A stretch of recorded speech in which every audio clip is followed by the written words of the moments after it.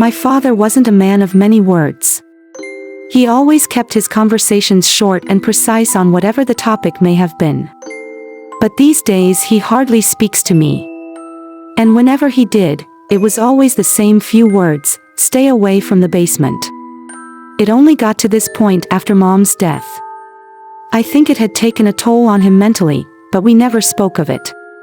Damn it, we seldom spoke at all.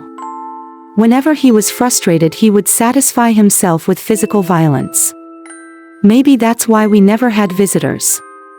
Yet at night, I would hear him and some other muffled voices from the basement as if in disagreement. It always gave me the chills thinking about it. These days I hardly go out anymore, apart from school of course. It's like he wants me here. Maybe for comfort, I had told my naive mind back then. But I was yet to realize my own horror. I had felt he gained a second stomach after our loss to help wash the pain away. He would take some food with him at night and lock himself in the basement and would only return after 2 nights. On a particular night he was gone for some hours and my curiosity had piqued. I walked down the dim-lit stairs to the basement door. I tried all the keys I could find, but the lock wouldn't budge. And just the moment I felt I was getting somewhere, a coarse palm tightened on my shoulders. My heart pounded ravenously in my chest due to fear. I turned slowly to see my father's face, more furious than I could ever imagine. After a good beat-up, I was locked in my room for 5 days as punishment, where he would bring food up to my room. I never dared to defy father again, not until a few months later at least. He had gone out again on a cold night, probably to the liquor store. I was right, because when he got back, he drank himself to stupor. He was out for hours, but I didn't have the courage to approach him until 3 hours later. I walked down the stairs to where father was lying. He reeked of booze. I covered my nose for what seemed like eternity and began to search his pockets for keys. Keys? Yes, for my way into the basement. Why was I doing this? I asked myself. What was so intriguing that I had to know about? Well, I guess it was because I hadn't been permitted down there. Finally, the keys were in my hands. I found them in his upper coat pocket.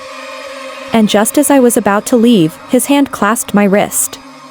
I was trembling, only to notice he was in a trance. I wriggled his fingers open, one by one. Sandra, he said.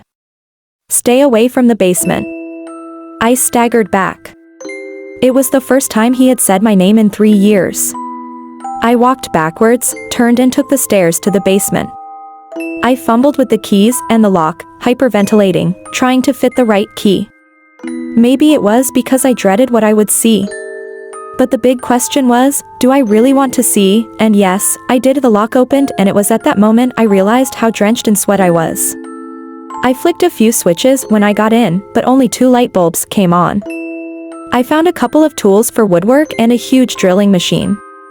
But as I went on, a very putrid smell hit my nostrils. I covered my mouth and nose with a hanky, turned on the flashlight of my phone and followed the smell. And oh my God, I saw some very disturbing things. There, splattered in the corner, was the guts of an animal. At least that's what I thought it was until I spotted what looked like the remains of a human hand. My stomach churned. It felt like I ate my food wrongly. Then I heard a croaking voice from within and followed it through a small passage.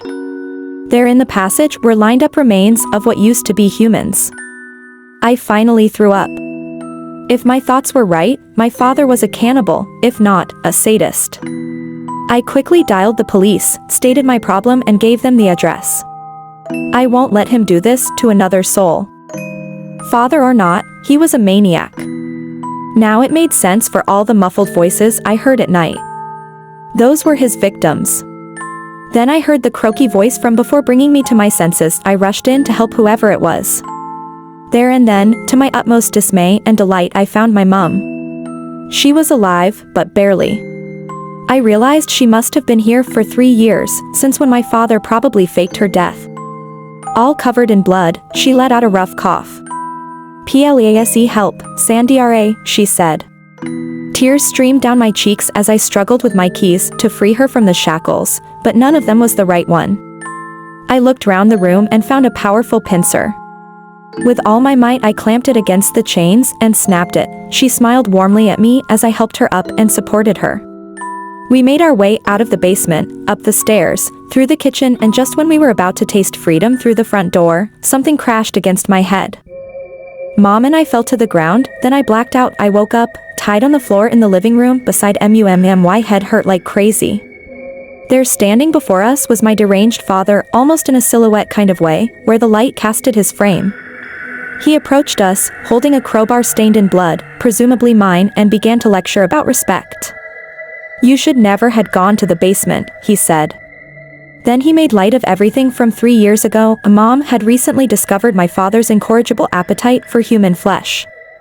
She had planned on reporting him and getting a divorce, but once he knew about this, he found a way to fake her death.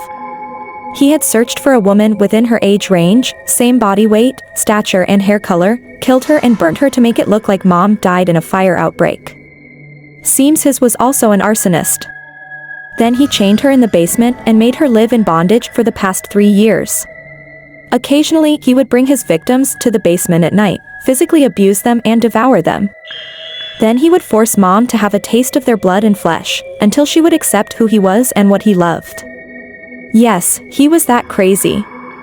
And now he would make sure I spend the rest of my days with Mom locked in the basement, adapting to the taste of human flesh delicacy. He walked up to me and pulled me by the hair, making me scream and wriggle in fear, while Mom watched in horror. And just when all hope felt lost, the police busted in.